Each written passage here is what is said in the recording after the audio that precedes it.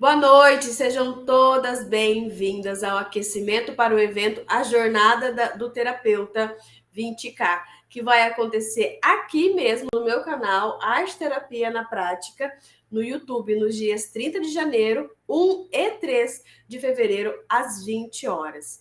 Nós estamos no Janeiro Branco, que é o mês da consciência da saúde mental, das necessidades emocionais e mentais das pessoas e também das instituições em que trabalhamos. No vídeo de aquecimento de hoje, você vai saber detalhes dos principais transtornos mentais que assolam o nosso país e também o mundo. O que criou, minha gente, muita demanda para atendimento de psicólogos e terapeutas em seus consultórios e clínicas. Você vai aprender ainda quais as técnicas eu indico e como você pode começar já a atender e aplicar com seus clientes. Eu sou a Paula Cardoso, psicóloga e arte-terapeuta, e aqui nesse canal eu ensino psicólogas e terapeutas a conquistar a liberdade financeira de uma forma criativa. Por favor, já curte, segue o canal e ativa o sininho para você acompanhar todo o aquecimento, que são 14 videoaulas, ou seja, um mini curso completo com técnicas criativas para o seu trabalho com seus clientes que sofrem com problemas de saúde mental e emocional. Esse aquecimento aqui está te preparando para o evento A Jornada da Terapeuta 20K, que vai acontecer aqui mesmo no meu canal, hein, gente? Arte Terapia na Prática, dia 30, 1 e 3 de fevereiro, às 20 horas. Anota na agenda e desmarca todo o compromisso, porque esse evento não terá replay. E esse aquecimento vai ficar disponível apenas até dia 29 de janeiro. Porque dia 30 eu te espero no evento e essa playlist não vai mais estar no ar. Então, aproveita para aprender muito e compartilha com as terapeutas e psicólogas que precisam desse conteúdo, assim como você, que quer alavancar a sua carreira e alcançar a tão sonhada liberdade financeira em 2023. Muito boa noite, estamos aqui em mais uma live. Nesta live nós vamos associar o tema esquizofrenia e arte-terapia. Então você pode estar pensando assim, nossa Paula, você vai entrar já assim de cara num conteúdo tão profundo? Sim.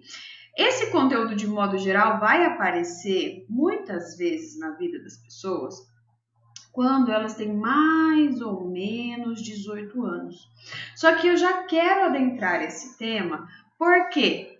Porque é lá no início da vida que isso acontece conosco ou com o nosso paciente. Ou seja, os sintomas aparecem lá quase na idade adulta, mas a causa onde começou foi lá na infância.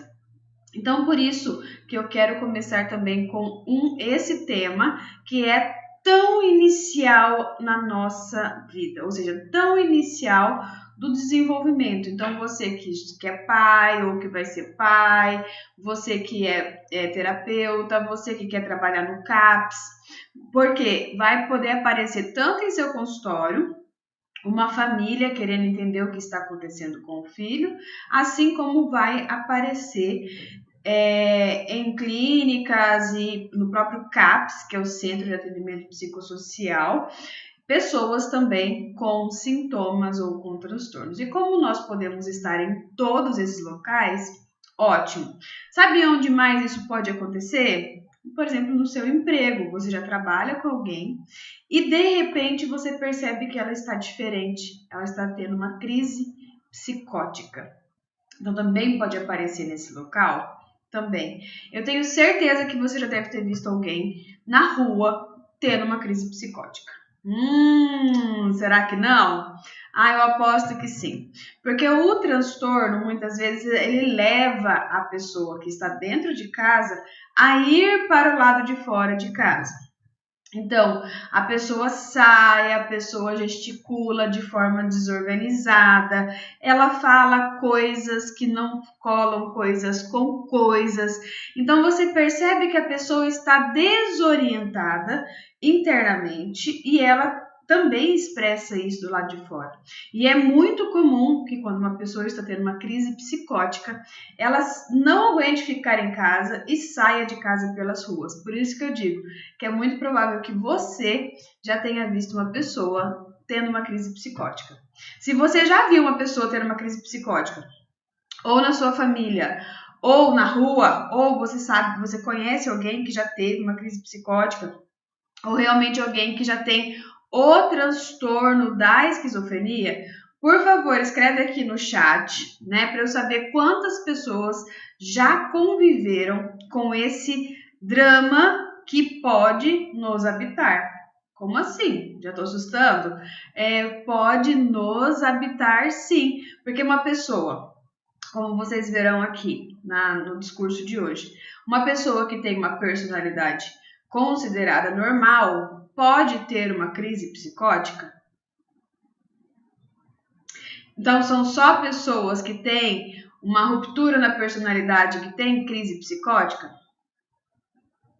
Mas são pessoas que têm essa estrutura, que eu vou explicar para vocês, que é mais frágil, que rompe-se, que desenvolve a esquizofrenia? Sim. Então, só quero retomar um pouco do que é a formação da nossa personalidade, tá?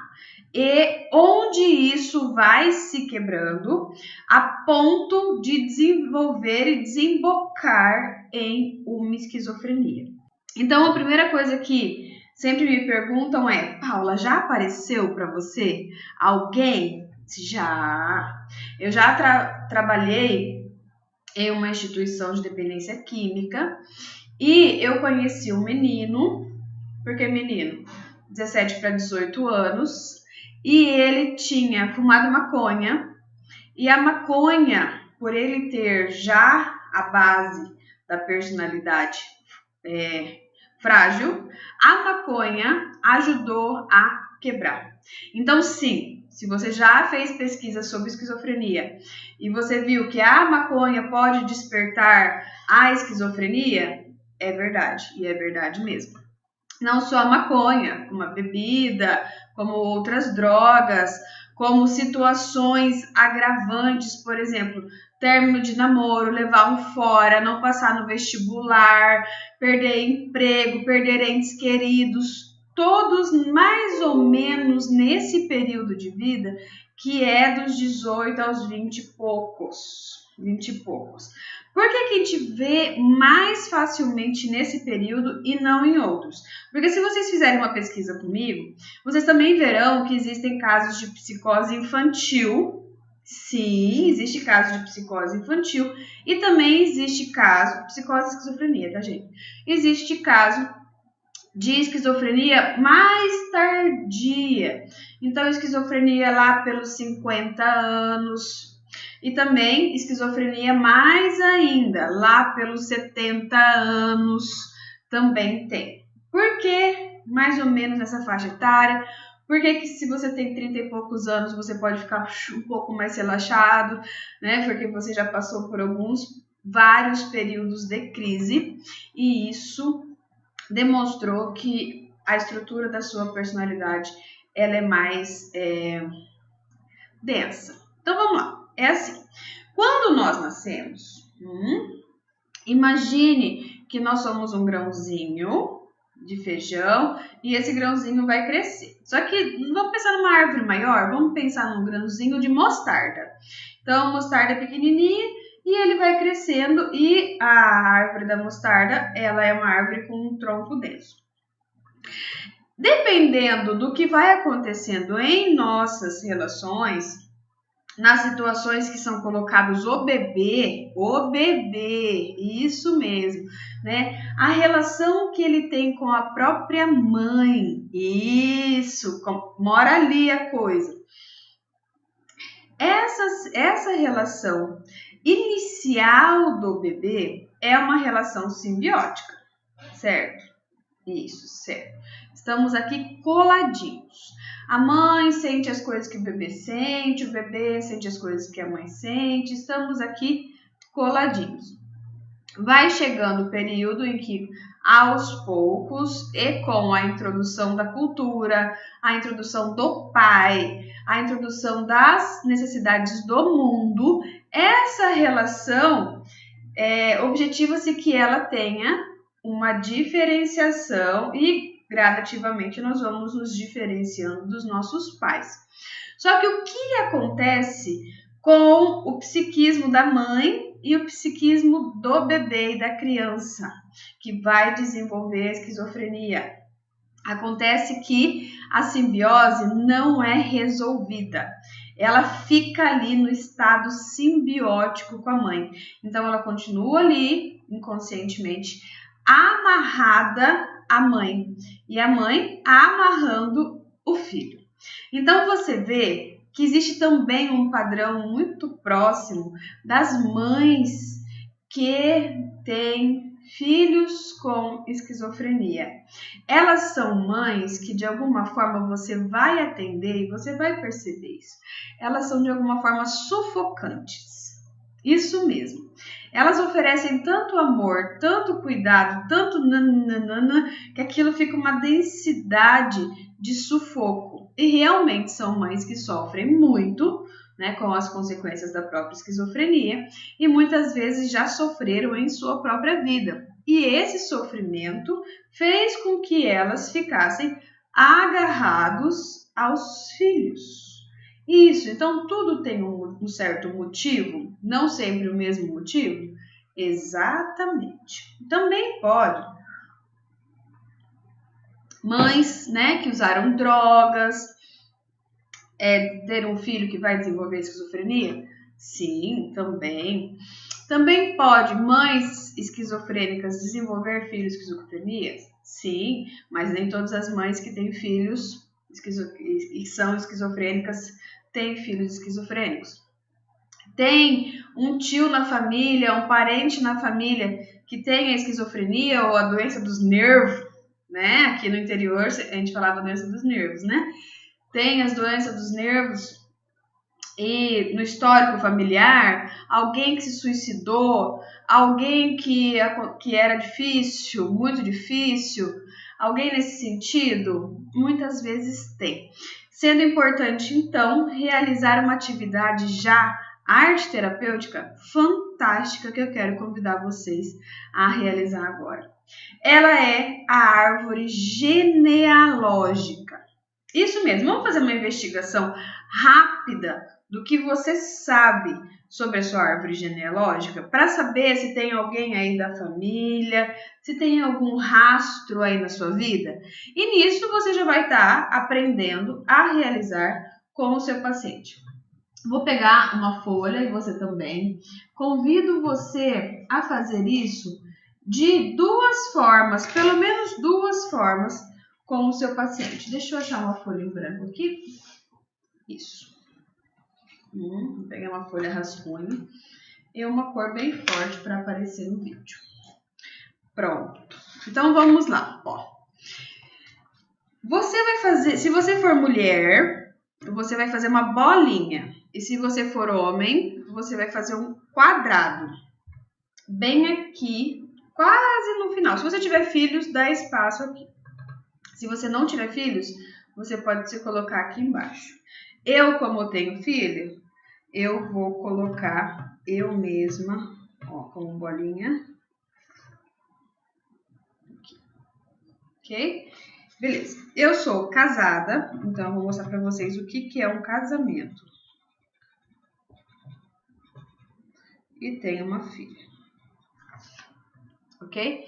Essa sou eu, deixa eu pintar aqui. Ó. Essa sou eu, a pintada. Meu marido e a minha filha. Tá vendo como fica o casamento? Fica um risquinho. E no meio desse risquinho está, então, a minha filha. Caso você seja divorciado, eu vou até usar uma outra cor para demonstrar. Você seja divorciado e tenha filhos, você vai fazer um risquinho aqui. Eu não quis riscar. Isso. Você vai fazer um risquinho aqui, demonstrando o seu divórcio. E se você for casada de novo, você puxa para o outro lado, se casa e tem outros filhos, ok? Assim que nós desenhamos a genealogia. Ótimo. Eu quero saber se a minha filha tem predisposição a ter esquizofrenia ou não. Se eu tenho, se meu marido tem. Então, vamos lá, vamos reconhecer isso? Olha só. Você, não sei, no seu caso. Você tem quantos irmãos? Eu tenho 1. Então, eu vou demonstrar como é a diferença do risquinho do irmão. Ó.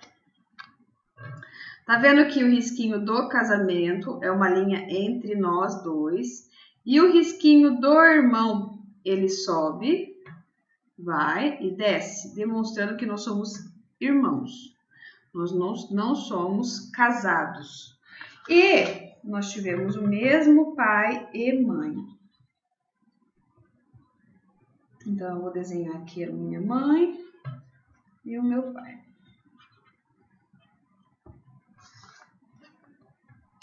Ó, voltando aqui. Essa sou eu, esse é o meu irmão. Aqui, ó, como nós somos filhos, meu pai e minha mãe, ok? Eles são casados. Olha o risquinho. Desceu, teve filhos. Então, como é que nós fazemos múltiplos filhos? Nós fazemos uma reta e descemos na casinha de cada filho, tá? O meu irmão, vou fazer uma investigação de irmãos primeiro. O meu irmão, eu vou trocar de cor para ficar mais colorido e mais interessante, tá? O meu irmão, ele é casado. Ele já teve 2 casamentos. Fica um desenho mais complicado quando a pessoa tem mais de um casamento e tem filhos, né? O meu irmão, ele tem um filho. Ai, eu fiz o risco errado aqui. Ele tem um filho com cada ex-esposa. Então, eu fiz de outra cor aqui, ó. O meu irmão tem um filho e um filho com uma esposa e tem um filho com outra esposa. Eu vou abrir aqui um espacinho. Por isso que esse desenho não é legal que você faça muito pequeno, porque às vezes você só descobre que a pessoa foi divorciada depois. E daí você fez um desenho super pequeno e já não cabe mais. E os divórcios, eles são importantes. Olha só aqui. No meu caso, eu não sou divorciada, tá? Eu só fiz um exemplo. Mas o meu irmão aqui, ó, eu tive que colocar bem pequenininho, né? A esposa anterior, fiz um risquinho porque eu também tenho um sobrinho. E meus pais também são divorciados. Você já vê que existe uma repetição. Aqui você já começa a fazer uma leitura de uma certa possibilidade de uma repetição, no caso, os divórcios, né? Os desentendimentos. Espero que isso não aconteça comigo nem com os meus filhos, essa repetição. Mas calma lá. Esse divórcio poderia ser, por exemplo, a própria esquizofrenia. Mas calma. Então, esse daqui é esse ponto. E ainda pensando na minha família, eu vou pegar os irmãos dos meus pais e os meus avós. Estou pegando mais cores aqui. Então, a minha mãe, ela é a mais velha. Isso também tem uma importância. Ela é a mais velha e no total são 8 irmãos. Então, vou colocar aqui. E o meu pai não é o mais velho, ele é o terceiro. Então, tem 2 para cá. E 4, 5, 6, 7. E 4 para cá. E minha avó e meu avô. Ok. Calma lá que eu tô fazendo um risquinho aqui ao vivo com vocês. E minha avó e meu avô. Inclusive, o desenho da genealogia você pode fazer para construir a evolução de qualquer sintoma dentro da família. Isso. Muitas vezes a criança vem como tema, mas o sintoma está na família e nós vamos investigando. Então, eu coloquei aqui a família da minha mãe e a família do meu pai. Eu dei uma resumida aqui, né? Mas daria assim para você fazer todos os irmãos, todos os sobrinhos do meu pai, que são os meus primos.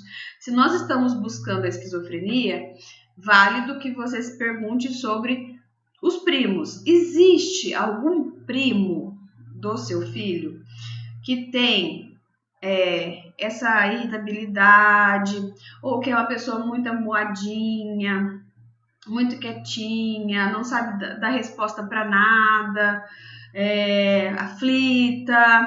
Como é essa criança? Né? Você pode perguntar dos primos, pode perguntar dos tios, né? E perguntar dos avós. Às vezes as pessoas têm conhecimento sobre os bisavós, então daria para subir aqui e saber quais são os meus tios-avós e saber mais sobre meus bisavós. Então dá para fazer uma construção assim de até mais ou menos umas cinco zonas, né? Aqui são os netos, são os bisnetos, os netos, os filhos, né? Aqui os originais, e ainda dá para fazer os bisnetos e tataranetos. Então dá para fazer toda essa genealogia. Você pode construir isso fazendo perguntas, desenhando junto, assim, no papel, para que a pessoa veja. Pode. Porque muitas vezes, quando tem um caso de esquizofrenia na família, agora eu vou usar o meu desenho para demonstrar. Às vezes era o avô que tinha alguma coisa, às vezes ele se suicidou, como eu comentei, ou ele era muito difícil, alcoolista, deu problema, coisas ali. E, né, passou-se 2 gerações, ó, o avô passou a geração dos filhos dele, e na outra geração, na geração dos netos, pode acontecer. Pode? Pode. Pode acontecer já na geração dos filhos, e é muito comum que tenha, sim, aqui nos filhos, e também pode aparecer nos netos e nos bisnetos? Pode. Com certeza pode aparecer. E você pode fazer uma investigação, porque eu fiz aqui esse desenho inicial, eu estava representando só o lado da minha família, olha como já fica grande. Se eu puxar aqui, meu marido também tem irmãos, ele também tem sobrinhos, né? Também tem pai e mãe, também tem avós. Estou só resumindo aqui, que esse desenho aqui é bem longo. Então, você pode e deve ver os 2 lados da família. Por quê? O que muito acontece quando você vai investigar é que o casal ou a família já diz assim: ah, não, mas isso vem do lado do pai. Ah, não, mas isso vem do lado da mãe.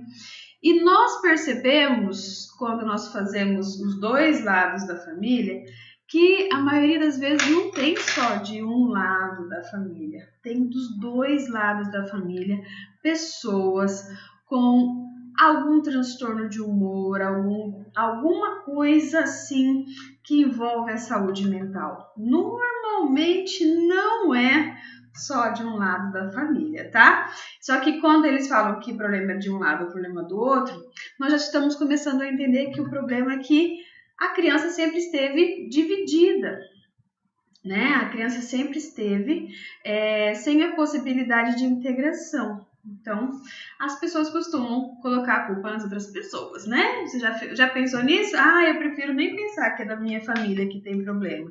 Prefiro pensar que é da família do outro. Mas você casou com o outro, né? Então, a gente casa com toda a carga que o outro nos traz, nos oferece. Então, ainda, né, estava explicando sobre essa atividade. E essa atividade, depois que você monta ela no papel assim, pode ser em um dia.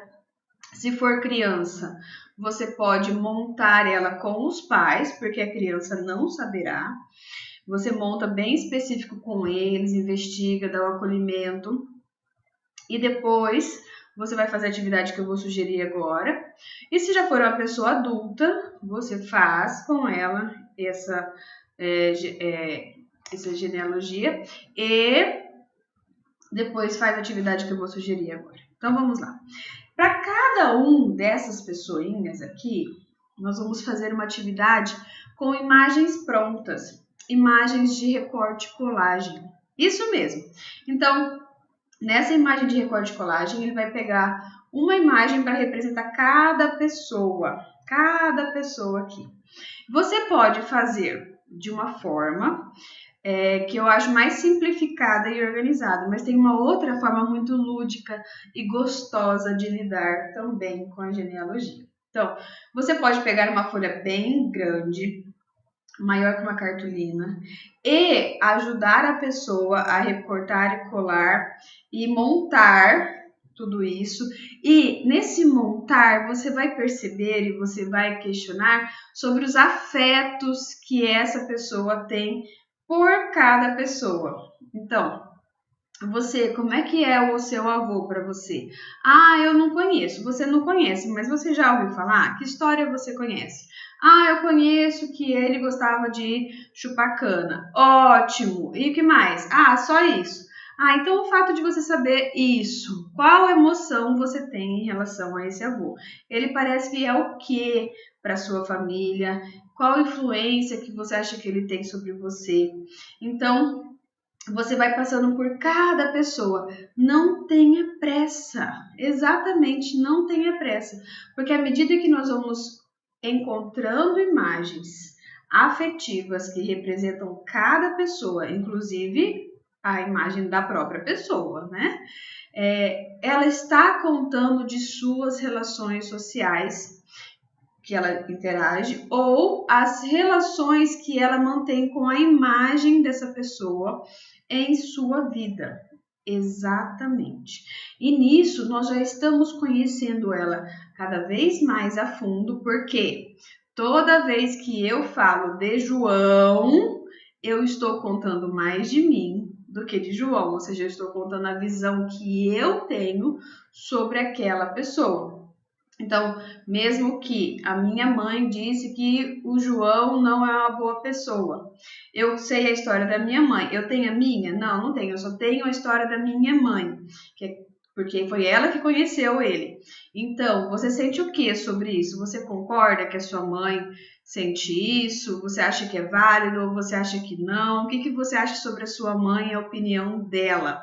Então, nisso, você percebe que você vai estar abrindo o mapa da pessoa, da história dela, da história da convivência dela, e isso já é fundamental para quem está no estado de esquizofrenia. Por quê?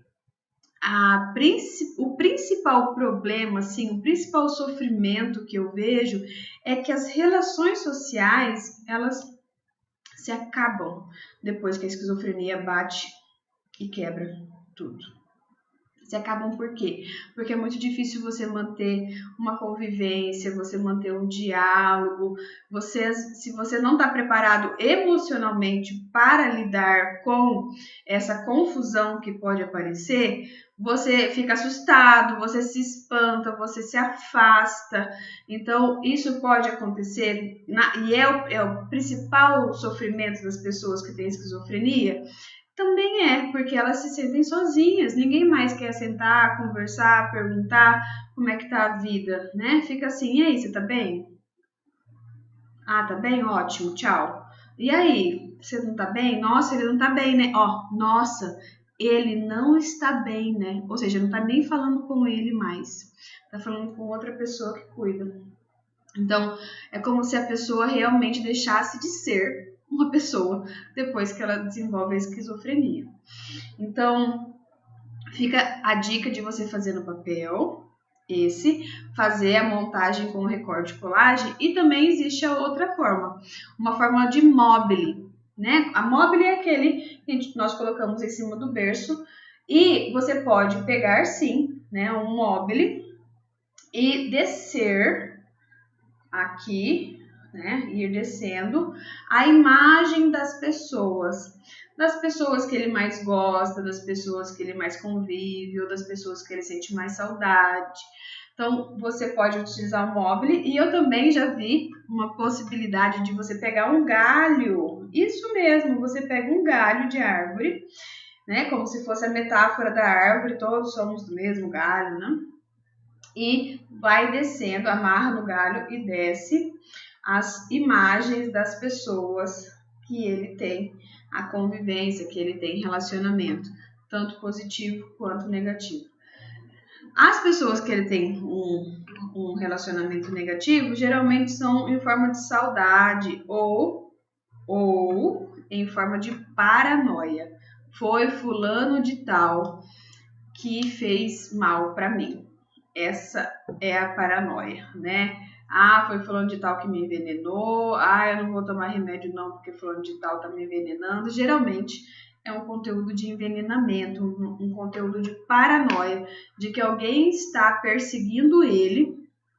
E nessa paranoia são as pessoas negativas. Ele não consegue utilizar mais somente o grau da racionalidade para ver, não, realmente essa pessoa nunca fez isso comigo, então ela não está me causando mal. A paranoia é um elemento interno do que foi quebrado e que vem recuar dizendo que alguém fez mal para ele. Mas o grande mal está lá na formação da personalidade. Por quê? Quando a nossa árvorezinha da personalidade, ela cresce, ela precisa ser sólida. Então, ela não pode ser oca. Isso mesmo, ela não pode ser oca. Então, para não ser oca, o que acontece na nossa vida? Nós vamos passando por dificuldades, nós vamos sendo colocado em risco, as coisas ruins que a gente dá risada, que a gente fala assim, nossa, isso não deveria ter acontecido comigo, mas são fortalecimentos.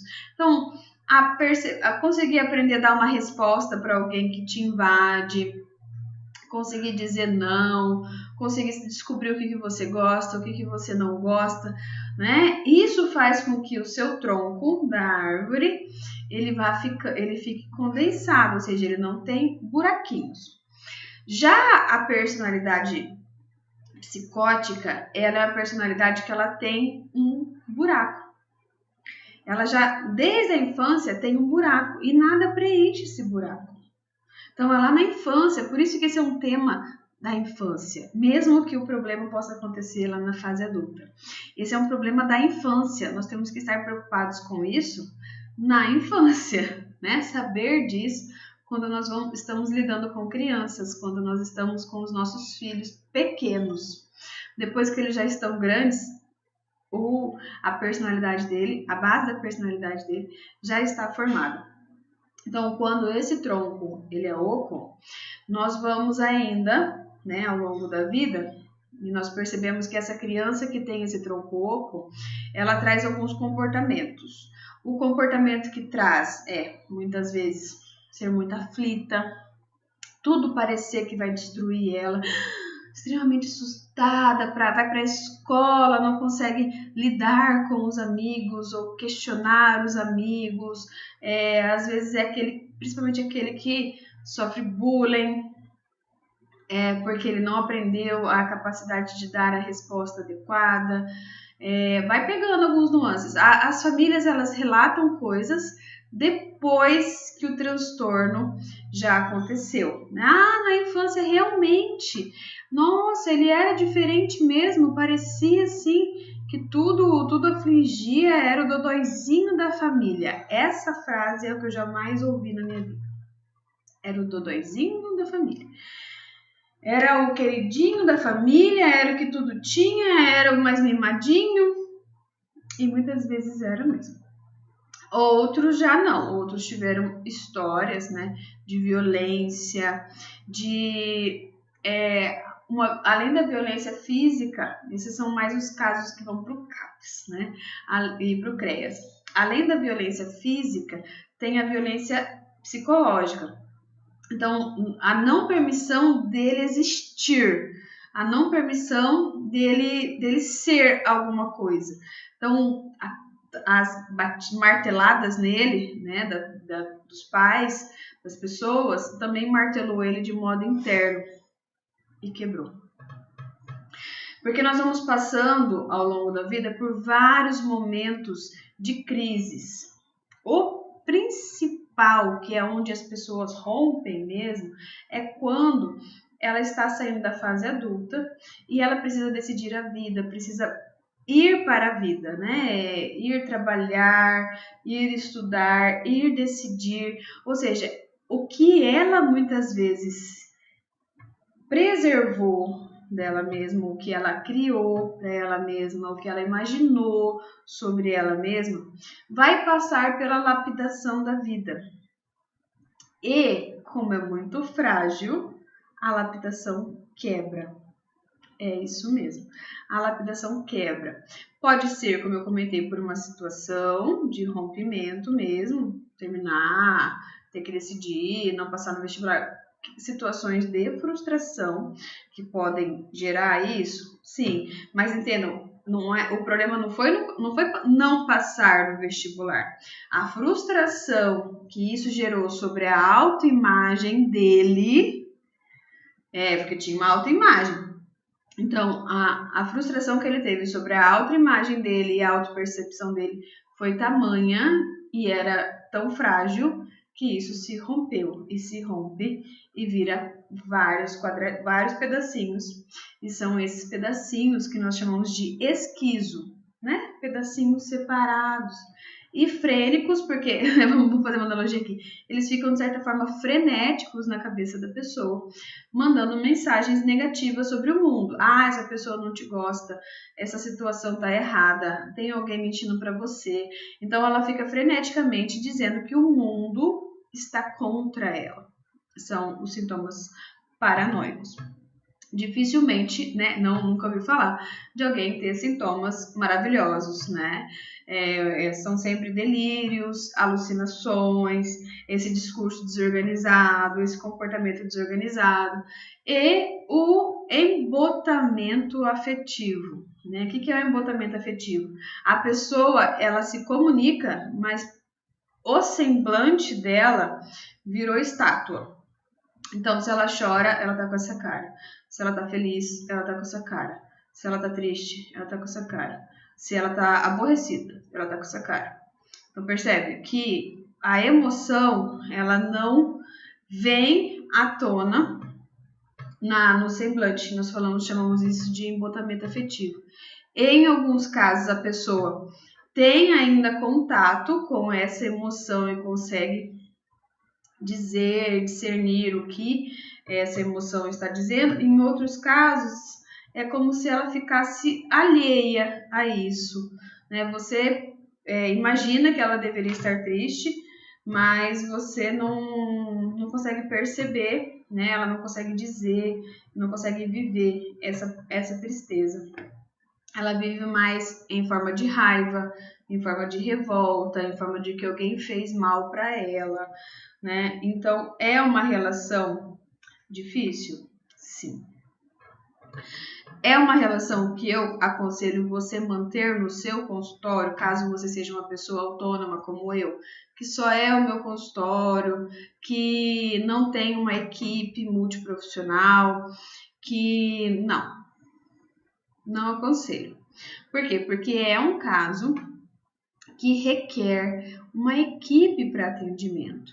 Um psiquiatra, enfermeiros, assistente social, psicólogos, artistas, arteterapeutas, educadores físicos, tudo isso para dar suporte a um atendimento cada vez mais adequado para essa pessoa. Então, se você tem, né, o brilho nos olhos de querer ajudar alguém que vive esse sofrimento, porque é um sofrimento crônico, ele não vai embora. E as pessoas não morrem cedo porque tem esquizofrenia, tá? Não. Muitas vezes elas, né, têm 60 anos e desenvolveu esquizofrenia na adolescência. Então, sim, é comum que você trabalhe em equipes. E para isso você vai muitas vezes precisar fazer um processo seletivo, alguma coisa nesse sentido, tá? E vamos falar um pouquinho, né, sobre a psicose infantil. A psicose infantil quase não acontece, mas acontece. Então a criança já nasce psicótica. Isso mesmo. Então, eu trouxe aqui uma slide para explicar tanto a esquizofrenia quanto a esquizofrenia a psicose na infância. Tá bom?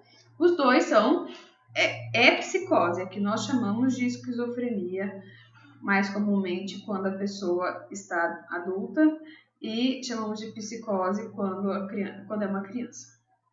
Então, eu quero que você imagine que quando nós nascemos assim. Essa é nosso self.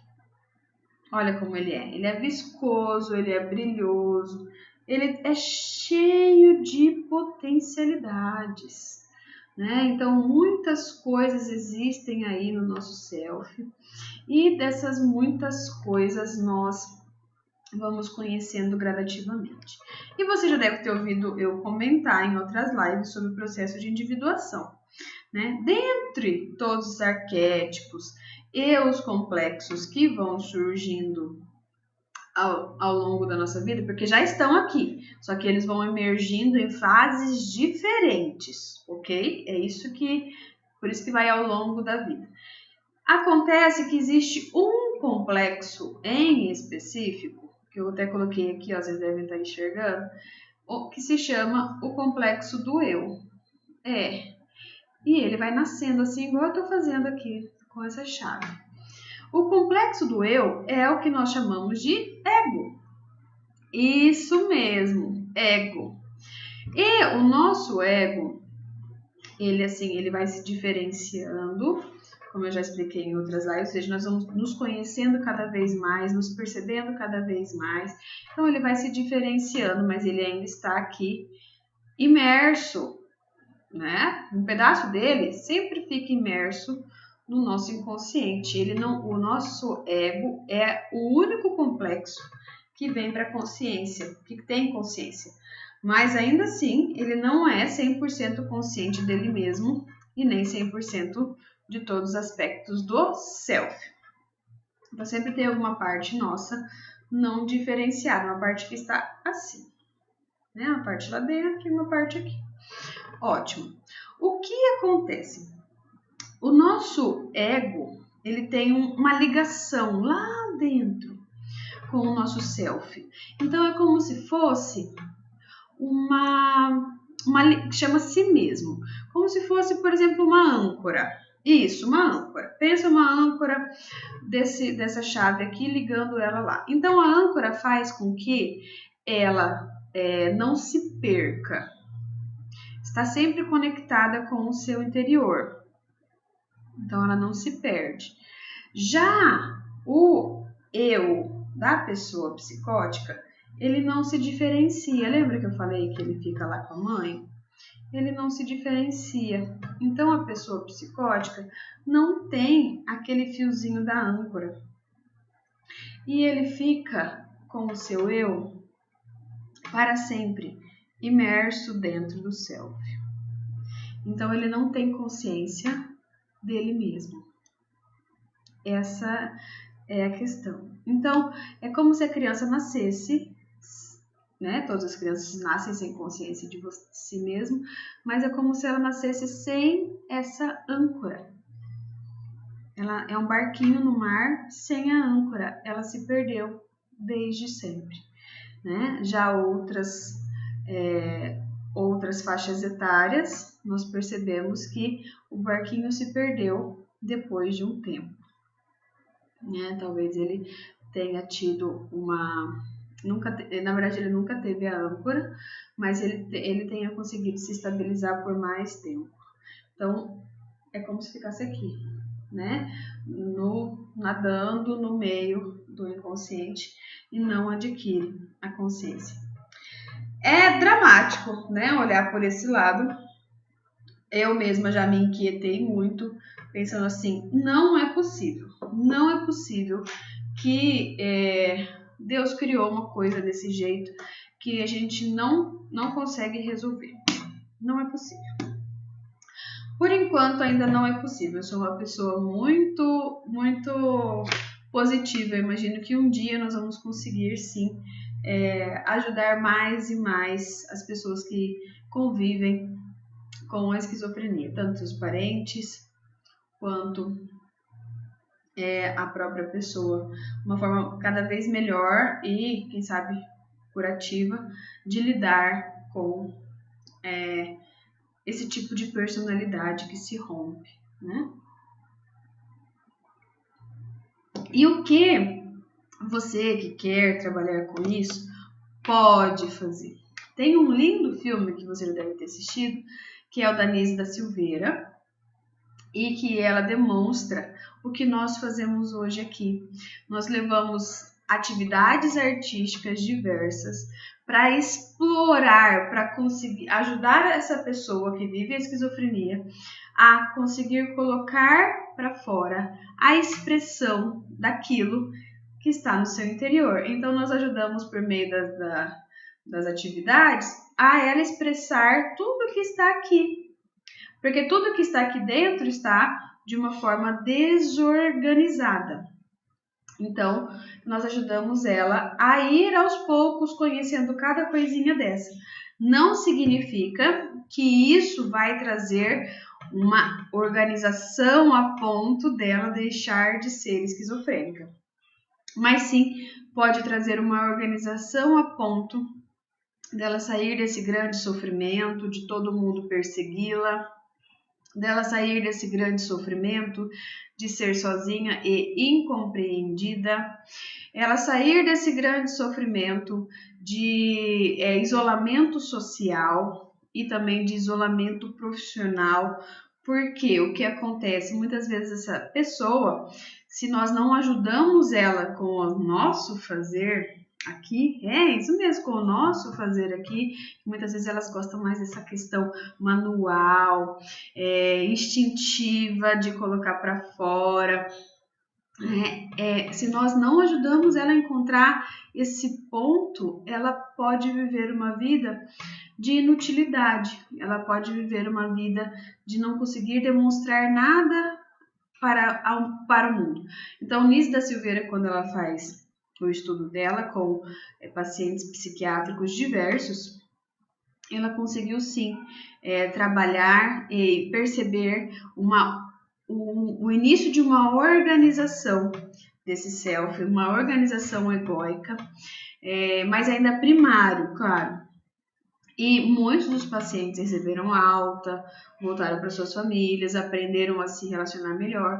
Outros se encontraram nos processos da arte terapia que ela realizava e conseguiu fazer bons quadros, fazer boas esculturas. Então se encontrou em um fazer que vai trazendo liberdade ao interior dessa pessoa.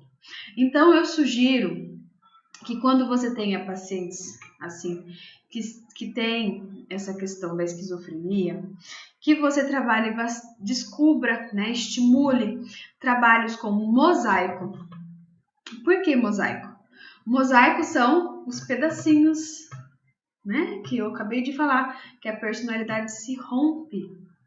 Então, são os pedacinhos e ela vai poder, com a técnica do mosaico, montar-se. Cada vez que ela está montando-se, seja para vender ou seja para montar-se como uma atividade terapêutica, ela está também montando, conseguindo juntar mais pedacinhos dentro dela.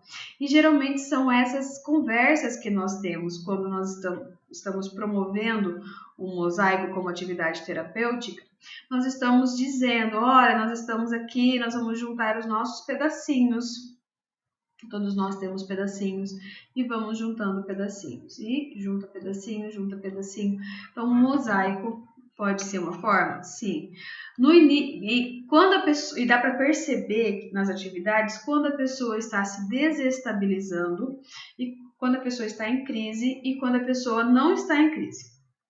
É muito, muito simples, Então, quando a pessoa... Porque tem todas essas fases para a pessoa que vive a esquizofrenia. Ela não está o dia inteiro e todos os meses do ano, quer dizer, todos os meses do ano ela não está em crise. Porque ela está sendo medicada, acompanhada, estimulada com atividades, então ela não está. Mas ainda que ela esteja tomando medicação, podem acontecer situações na vida ou situações internas que façam com que mais uma crise aconteça. E essa crise geralmente ela é anunciada. Se você está acompanhando alguém, você percebe que ela está sendo anunciada. Então, mosaicos, né? Vamos pegar o exemplo do mosaico. Uma obra que ela estaria fazendo já de uma forma mais organizada, né, com uma imagem específica, que tem uma história, que ela consegue se identificar e falar sobre essa imagem, algumas vezes ela já começa a jogar, não terminar, a fazer uma imagem muito complexa, que não dá para entender nada, ela conta a história e não tem pé nem cabeça com aquilo, né? Então, ela já vai anunciando que a crise está ali. Ela não tem total consciência ainda que a crise está vindo, mas o fazer dela já demonstra a desorganização do pensamento e do comportamento. E aí nós já percebemos que a crise está próxima. Quando ela está sendo acompanhada, dá tempo de trocar a medicação ou averiguar para que a crise seja evitada, porque cada crise é um grande sofrimento para a pessoa e para a família. E depois nós precisamos retomar, né? Então, voltar com a medicação para então ela sair da crise novamente. Então, muitas crises causam muitos sofrimentos. Quanto menos crises é o que nós buscamos aqui. Outra atividade que nós podemos oferecer, que dá muito resultado, assim como o mosaico, é a pintura. Pintura em tela, pintura em quadro, que pode ser com tinta, pode ser com giz pastel. Então, tem várias técnicas de pintura que nós consideramos assim muito eficazes no trabalho com a esquizofrenia. Por quê? Porque a pintura é isso daqui, né? Essa slime que eu mostrei para vocês.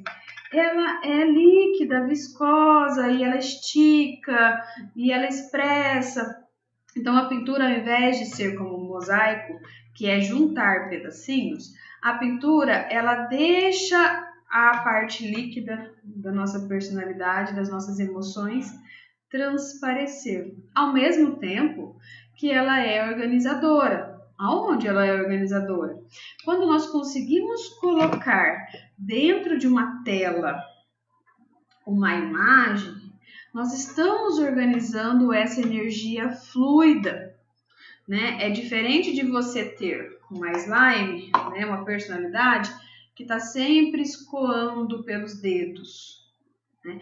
Você está colocando essa energia líquida da pessoa em um quadro. Então, ela não vai continuar escoando, ela vai estar ali, ela ficará ali.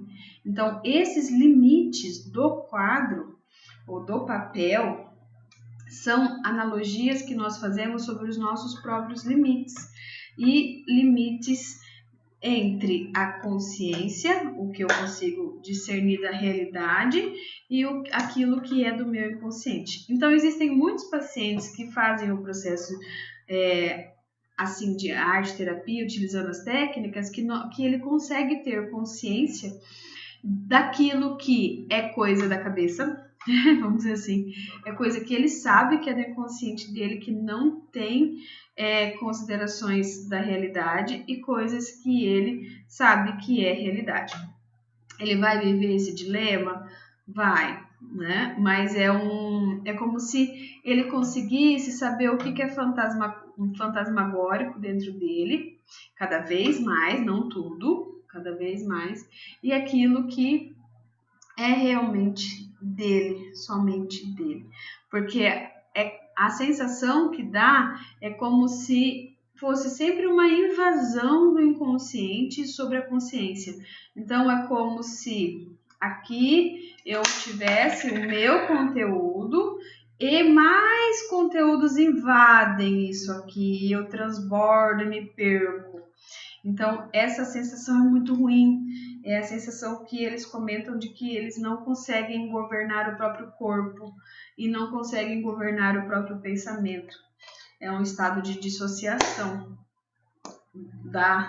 da psique. Então, nesse sentido, causa muito sofrimento, sim, é muito doloroso, é muito terrível. É estar num filme de terror e o filme de terror morar dentro de você. É bem ruim, assim, as crises de esquizofrenia. E tem um monstro, sim, e ele te pega, assim, então pensa, né, o final do filme de terror. Quantas coisas o monstro do filme mata. No filme de terror, ele mata também dentro da pessoa que está vivendo a esquizofrenia. Então, é muito, muito, muito ruim a sensação. Outra atividade que eu acho básica, né, ali no mosaico da pintura é a modelagem com argila. A modelagem com argila, ela, né, se você pegar a argila, você vê que ela tem uma densidade, que você tem que fazer uma força para você conseguir fazer uma escultura, por exemplo. Então, você, ao modelar, você tem uma sensação de poder conhecer essa flexibilidade a ponto de conseguir criar algo. Olha que movimento evolutivo. Eu poder conhecer o suficientemente algo a ponto de poder criar algo. E esse algo vem aqui do meu interior. Pode ser que eu ensine, como terapeuta, a fazer um vaso, mas você verá que muitas vezes ele não vai se saciar nesse vaso. Ele vai criar algo seu, algo diferente. Então, sim, nós temos esse propósito de ensinar alguma técnica em si para dar abertura a esse novo mundo, e logo nós começamos a reconhecer que essa pessoa consegue criar as próprias, né, com características próprias, não só uma reprodução de vários vasos iguais ao nosso, né? Ela pode fazer até vários vasos iguais ao dela mesma, porque ela está no momento de repetição dela mesma, ela está se conhecendo em ela mesma, né? Mas, de modo geral, ela muda o nosso. Eu acho isso muito, muito simbólico, muito importante. Ela não repetir só o nosso, ela trazer um toque do próprio sistema dela. Então, modelagem é mais uma maneira, e a escultura com pedras. O que é escultura com pedras ou com madeira? É quando já estamos no nível assim, que gasta bastante energia, né? Imagina você pegar uma pedra e esculpir ela. É uma grande energia, né? Você ir conhecendo e dedilhando aquela pedra e quebrando aquela pedra ao ponto de conseguir fazer uma escultura, ou pegar a madeira e talhar ela até que uma imagem surja dali, também é, né? Eu já acho uma técnica mais difícil, você tem que ser um terapeuta mais experiente, que goste verdadeiramente de fazer isso, para oferecer essa técnica. Porque também existe a tendência da pessoa simplesmente quebrar tudo e não chegar em lugar nenhum, né? Porque ela vai estar materializando o estado que ela se encontra. E se você for um terapeuta experiente na técnica, você vai poder acompanhar essa pessoa para que sim, ela consiga encontrar essas imagens dentro da pedra, que também estão dentro dela. Então você vê, são as nossas habilidades artísticas, elas são levadas não como uma estética, né? Tem que ser assim, mas é levada de uma forma terapêutica, com o objetivo que tudo que ela realize tenha sim um contorno, tenha um objetivo de estar expressando o seu interior, mas não de forma que se perca, porque ela já está perdida. Todo o nosso pensamento é voltado de um modo que ajude a amparar e organizar, conhecer, reconhecer, aceitar esses aspectos do interior, esses aspectos da vida, que também vão se realizar do lado de fora. Então, ela aprender a se comunicar, né? Então, contar essa história dessa obra, a dizer o que essa obra traz, o que essa obra sente, né? O que ela sente sobre a obra. Então, tudo isso é um processo longo, né? De longa confiança para que isso aconteça, porque, como eu comentei, a esquizofrenia, ela é crônica, ela dura a vida toda. Então, nós podemos sim utilizar e testar essas e muitas outras técnicas. Essas são as que eu sugiro que você expresse, que você exprima inicialmente. Assim como fazer esse resgate da genealogia, da árvore genealógica, aí também essas atividades que são mais densas e manuais, porque isso vai ajudar a organizar melhor o seu público.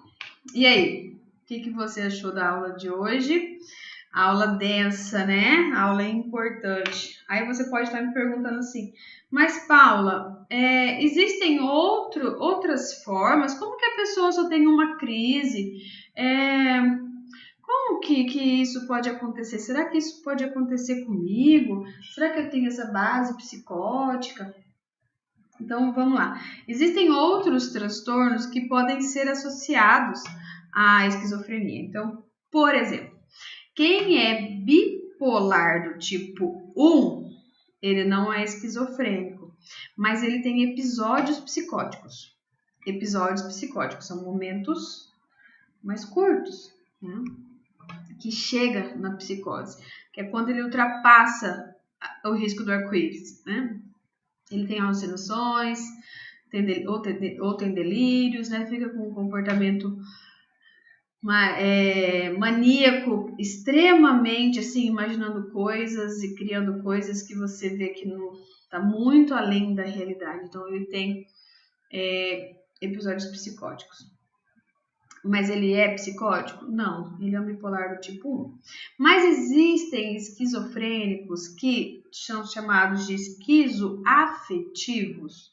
Sim, então os esquizoafetivos, eles são esquizofrênicos, como eu expliquei até então, e eles têm episódios constantes de depressão, episódios constantes de mania. Então esses são os esquizoafetivos bipolar.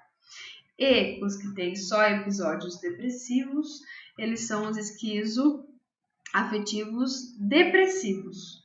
Isso mesmo. Então, tem também o que nós chamamos de uma certa comorbidade, dois problemas de saúde mental juntos.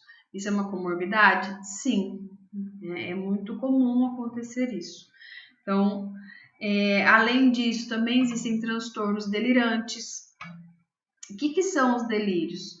Né? Os delírios, eles são coisas que acontecem na nossa mente.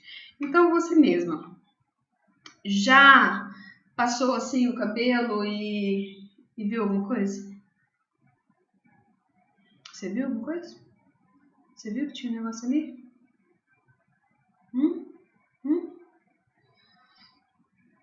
A nossa mente, ela vai procurar alguma coisa para responder essa dúvida.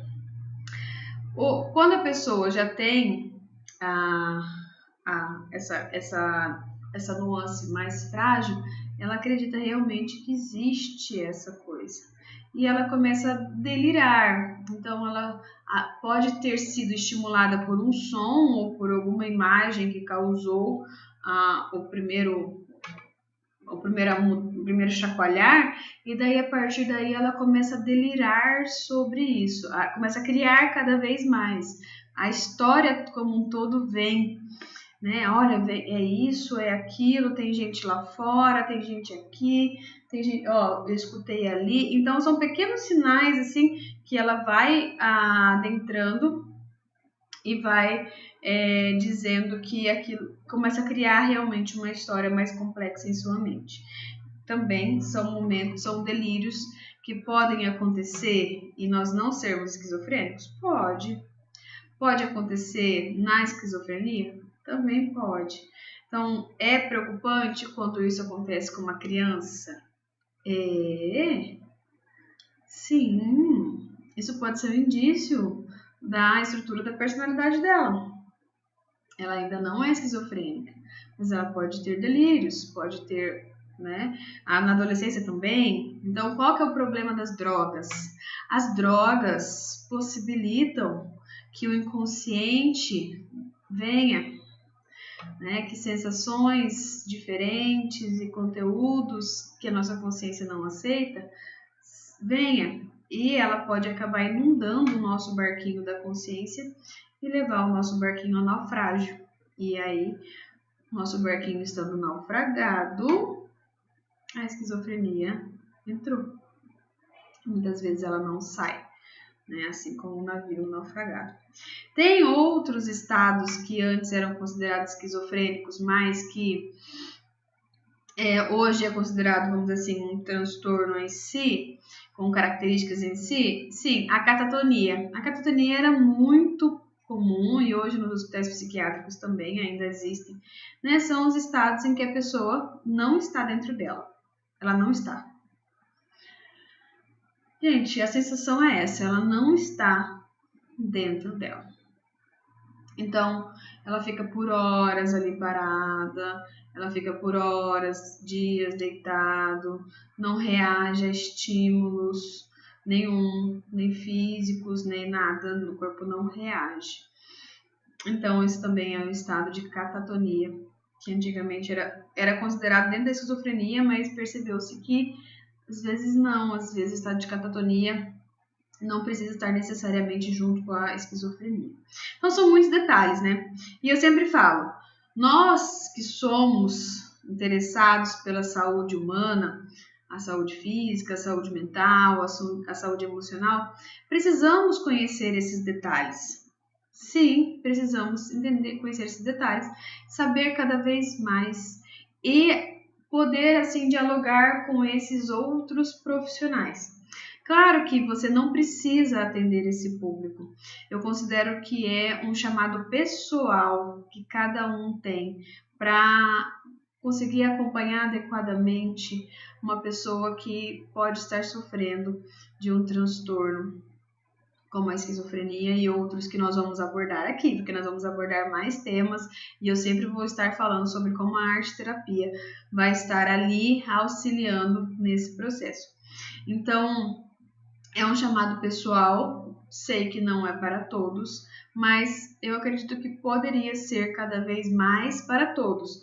Não só para todos os terapeutas, mas para todos nós. Assim como, né, um dia, estou fazendo uma analogia aqui que você vai achar até que é meio loucura, mas vou fazer. Um dia, o autismo, nós amarrávamos a criança dentro de casa, dependendo do grau do autismo, claro, ou da deficiência que ela tinha, ou da síndrome.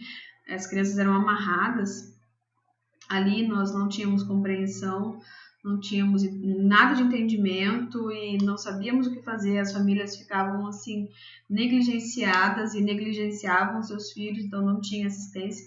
Hoje nós temos cada vez mais um ótimo conhecimento sobre isso, conseguimos olhar na rua e ver, nossa, aquela pessoa tem autismo. E a sociedade já está cada vez, não está ainda linda, né? Cada vez mais consciente e aberta a lidar com as pessoas que têm o espectro autismo.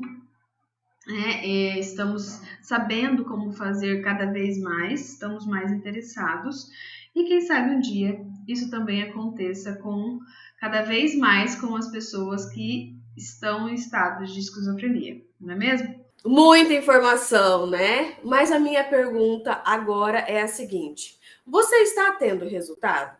Sabia que você pode ter 10 vezes mais resultados se você saber um método de como aplicar? Porque as técnicas soltas não trazem resultados, são apenas informações. As técnicas organizadas geram verdadeira transformação na sua carreira. Eu agradeço a sua audiência de hoje. Eu sou a Paula Cardoso, psicóloga e arteterapeuta, e aqui nesse canal eu ensino psicólogos, terapeutas a conquistar a liberdade financeira de forma criativa. Você gostou dessa aula? Então, por favor, curte, segue o canal e ativa o sininho para você acompanhar todo o aquecimento, que são 14 videoaulas, ou seja, um mini curso completo com técnicas criativas para o seu trabalho com os seus clientes que sofrem com problemas de saúde mental e emocional. E esse aquecimento está te preparando para o grande evento, a Jornada da Terapeuta 20K, que vai acontecer aqui mesmo no meu canal Arte Terapia na Prática, no YouTube, nos dias 30 de janeiro, 1 e 3 de fevereiro, às 20 horas. E, por favor, anota na agenda e desmarca todos os compromissos, porque o evento não terá replay. E vai ficar disponível essa playlist apenas até dia 29 de janeiro, porque dia 30 nós já temos o evento começando. Então, aproveita para aprender muito e compartilha com as terapeutas e psicólogas que precisam desse conteúdo, assim como você, para alavancar a sua carreira e alcançar a tão sonhada liberdade financeira em 2023. Eu te vejo amanhã com mais um conteúdo para você bombar em 2023 em seus atendimentos e também em sua carreira.